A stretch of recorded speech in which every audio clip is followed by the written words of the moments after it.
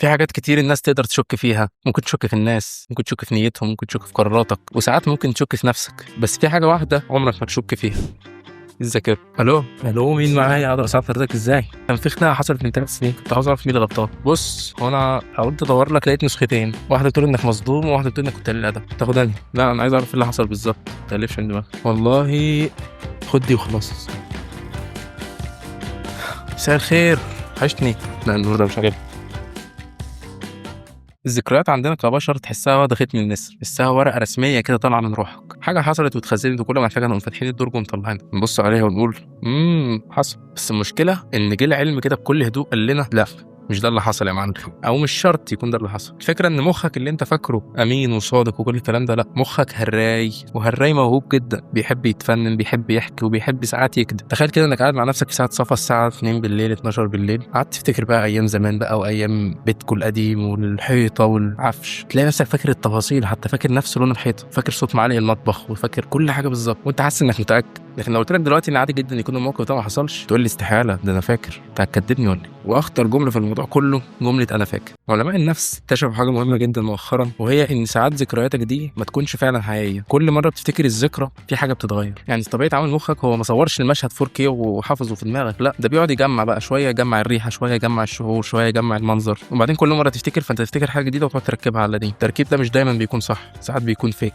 يعني اكنك تفتكر خناقه قديمه مع احد الاصدقاء، يقول لك انت قلت كذا، والله انت قلت كذا، وانت تقول والله ما قلت، والله ما حصل. طب ازاي ده فاكر حاجه وده فاكر حاجه ثانيه؟ الحقيقه ان ممكن يكون ولا واحد فيكم بيكذب اصلا، بس مخك هو اللي بيكتب. ودي مش حاجه من جايبها من دماغي، لا، ده هو طبيعه الدماغ نفسها، لان الذكريات ما بترجعلكش من الماضي، لا، الذكرى الاول بتجيلك من الماضي وبتعدي على الحاضر، فيقعد مخك يفلترها كده ويظبطها ويديها لك. طب ونروح بعيد ليه؟ تعالى نفتكر مثال الاكس الشهير. لو انت دلوقتي متخانقه مع صاحبك، هتقعدي تقولي له ده انت بتعمل وبتعمل وبتعمل وبتعمل وبتسوي، لكن لو انت في وقت بتحبيه فيه هتقولي له ده انت عملت وعملت وعملت. فانت بتفتكري حاجات وحاجات لا. والنقطه المهمه هنا ان مخك مش بيخترع الذاكره من الفراغ، لا، ده ساعات هو بياخد حاجه حصلت فعلا وبيقعد يعدل فيها ويقعد يملى الفراغات ويقدمها لك كانها نسخه اصليه. وده ياخدنا لواحده من اشهر الاسماء في الموضوع ده، إليزابيث لوفتس، ودي باحثه مشهوره جدا في مجال الذاكره الكدابه، واشتغلت على فكره ان الذكريات ممكن تكون متحرفه. جابت مجموعتين من الناس، الاثنين دول شافوا حادثه واحده، حادثه عربيه، ولما جت سالت المجموعه دي وسالت المجموعه دي عن تفاصيل الحادثه، الاثنين قالوا حاجات مختلفه تماما. طب ايه اللي هي غيرته عشان يخلي ده يختلف عن ده؟ قالت لدول في عربيه خبطت عربيه، ايه اللي حصل؟ فابتدوا يقولوا بقى ان السرعه مش عارف حصل ايه،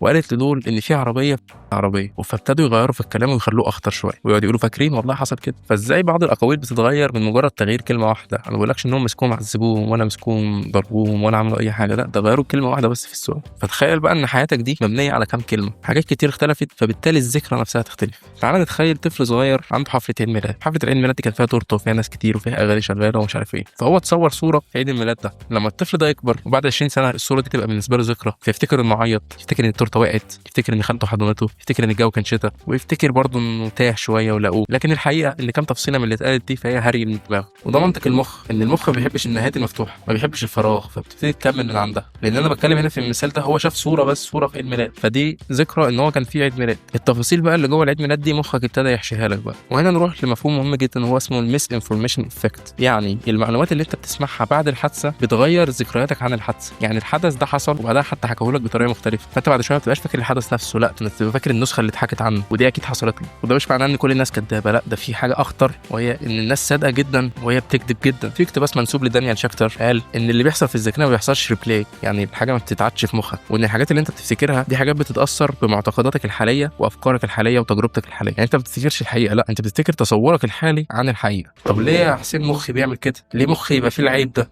فانا اقول لك ان ده مش عيب، ده تمن ان المخ مرن وسريع وبيقدر يربط الاحداث بسهوله. هو لو مخك كان مجرد كاميرا كان اكيد هيبقى ادق، بس كان هيفقد قدرته على الفهم والتحليل والمنطق. يعني المخ متصمم عشان يخليك تعيش، مش عشان يبقى شاهد. هو عاوز يفهم المجمل بحيث يحلل الماضي ويتوقع المستقبل ويملى الفراغات. المميزات اللي انا بقولها دي هي نفس العيوب اللي بتخليه يهري من دماغه ويالف ويملى الفراغات ويلبسك في الطين. وفي حاجه مهمه جدا مربوطه بالموضوع ده، وهي خلط المصادر. انك ممكن تكون فاكر معلومه بس انت مش فاكر المعلومه دي جات لك منين او مين اللي قالها لك.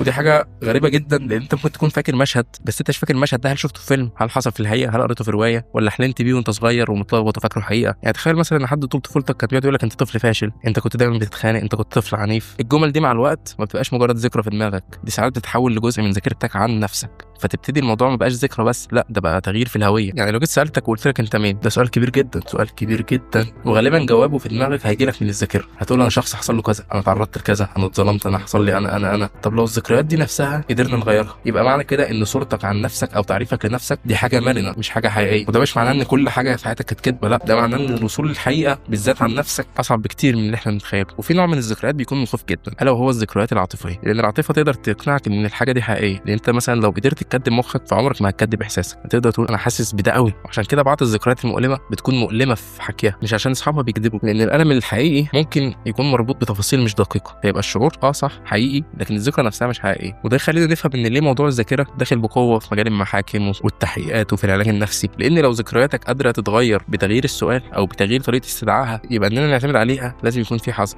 وهنا نرجع للحقيقه اللي احنا قلناها في الاول، ان مخك بيغير الذكريات. اثبت لك ده لما تيجي تكون مفركش من علاقه، اول كام اسبوع تقعد تفتكر الذكريات الحلوه والحاجات الكويسه وتقعد تفتكر الشخص ده بصوره حلوه قوي، لكن بعدها بكذا شهر لو جيت سالتك عن نفس الشخص هل هتكون فاكر نفس الحاجات اللي انت كنت فاكرها اول اسبوع؟ لا طبعا، هتبتدي صورتك تتغير، هتبتدي تفتكر الحاجات الوحشه، هتبتدي تفتكر حاجات اكتر. طب هل الشخص اتغير؟ لا، هو الشخص حصل والذكريات نفسها حصلت، بس استدعائك ليها هو اللي اختلف. وده هنا بياكد المقوله اللي انا قلتها في الاول، ان احنا ما بنفتكرش الماضي زي ما هو، احنا بنفتكر الماضي زي ما احنا عايزين نشوفه دلوقتي. طيب يا حسين كده خلاص افقد الامل في ذاكرتي، مش هفتكر اي حاجه؟ لا اكيد لا. الفكره اللي انا بقولها لك مش ان الذاكره ملهاش لازمه، انا بقول لك ان الذاكره حاجه بشريه، وبمجرد ما تفهم انها حاجه بشريه هتبطل تعملها كانها نازله من السماء. يعني بدل ما تقول انا متاكد 100% تقول والله انا ما اتذكر، بدل ما تقول ده اكيد عمل كده، بدل ما تقول انا فاهم نفسي كويس او عارف نفسي كويس، قول والله انا عندي روايه عن نفسي، ده اللي انا فاكره. فالتواضع مع الذاكره مش ضعف، ده نضج. لان اخطر حاجه الانسان بيعملها انه يقدس النسخه اللي في دماغه لدرجه انه يرفض يراجعها. خليني اقول لك حاجه اخيره تخوفك، بس خوف مفيد يعني مش خوف رعب. ان انت طول ما انت قاعد كده انت مش بس بتالف عن ذكريات الماضي، لا، ده انت كمان بتبني تأليف عن ذكريات المستقبل. يعني الطريقه اللي بتحكي بيها عن يومك واللي بتحكي بيها عن نفسك دلوقتي هي دي النسخه اللي انت بعدين هتعتمدها في ذكرياتك. يعني لو كل يوم بتقول لنفسك انا فاشل انا فانت هتيجي بعدين هتقول ده انا كنت فاشل، انا كنت